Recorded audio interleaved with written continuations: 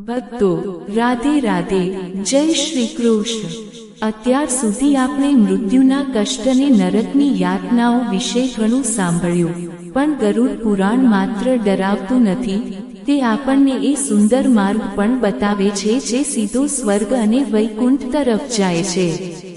ભગવાન વિષ્ણુએ ગરુડજીને જણાવ્યું હતું કે જે રીતે પાપીઓ માટે નરક છે, તેવી જ રીતે પુણ્યશાળી આત્માઓ માટે સ્વર્ગમાં અદ્ભુત સુખ અને શાંતિ છે।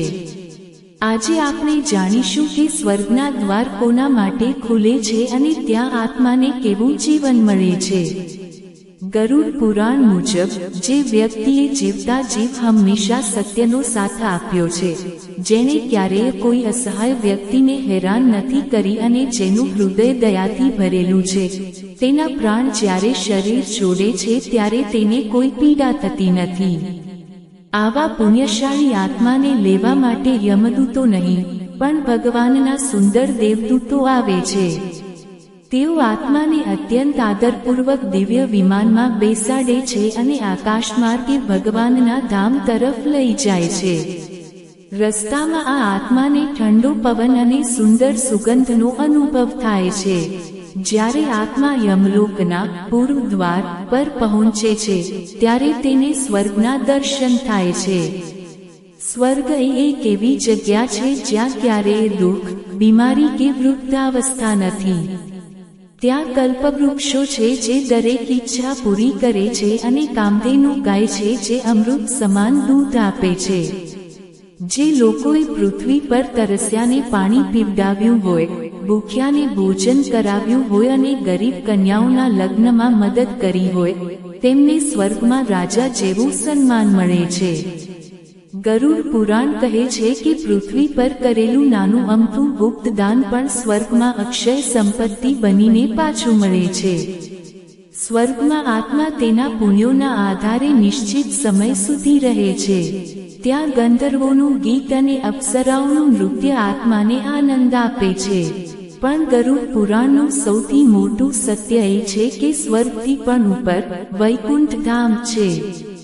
સ્વર્ગમાં પુણ્ય પૂરા થાય એટલે આત્માએ ફરીથી પૃથ્વી પર જન્મ લેવો પડે છે, પણ જે લોકો નિસ્વાર્થ ભાવે ભગવાનની ભક્તિ કરે છે, જેમના દરેક કર્મ પ્રભુને અર્પણ હોય છે, તેઓ સીધા વૈકુંઠ જાય છે। ત્યાં ગયા પછી આત્મા ક્યારેય પાછી આવતી નથી અને તેને મોક્ષ મળી જાય છે। આજના આ સ્વાર્થથી ભરેલા યુગમાં ગરુડ પુરાણનું આ જ્ઞાન આપણને યાદ અપાવે છે કે આપણે જે પણ કરીએ છીએ તે ઈશ્વર જોઈ રહ્યો છે। જો આપણે કોઈના ચહેરા પર સ્મિત લાવી શકીએ, કોઈ માંદાની સેવા કરી શકીએ અથવા અબોલ પશુ પક્ષીઓને ચણ અને પાણી આપી શકીએ, તો તે પુણ્ય આપણને મૃત્યુ પછીના ડરથી મુક્ત કરે છે। ભક્તિ અને સેવા એ જ સ્વર્ગની સીડી છે।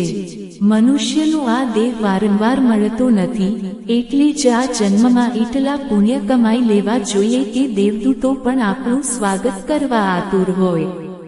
તમે ક્યારેય કોઈ નિસ્વાર્થ સેવા કરી છે જેનો આનંદ તમને હજી પણ યાદ હોય? શું તમને લાગે છે કે આ જન્મે કરેલા સારા કામો આપણને મૃત્યુ પછી મદદ કરે છે? કોમેન્ટમાં તમારા અનુભવો જરૂર જણાવજો। આ વિડીયોને તમારા પરિવાર અને મિત્રો સાથે શેર કરજો જેથી તેઓ પણ સત્કર્મ કરવા પ્રેરાય। કોમેન્ટમાં ભક્તિભાવ સાથે જય શ્રી હરિ વૈકુંઠનાથ જરૂર લખજો। ચેનલને સબસ્ક્રાઇબ કરવાનું ભૂલતા નહીં, કારણ કે આપણે આધ્યાત્મિકતા અને પુરાણોના આવા જ અનમોલ રત્નો તમારા સુધી પહોંચાડતા રહીશું। ભગવાન સૂર્યનારાયણ તમારા માર્ગને પ્રકાશિત કરે અને તમારી આત્માને પરમ શાંતિ આપે। રાધે રાધે, જય શ્રી કૃષ્ણ।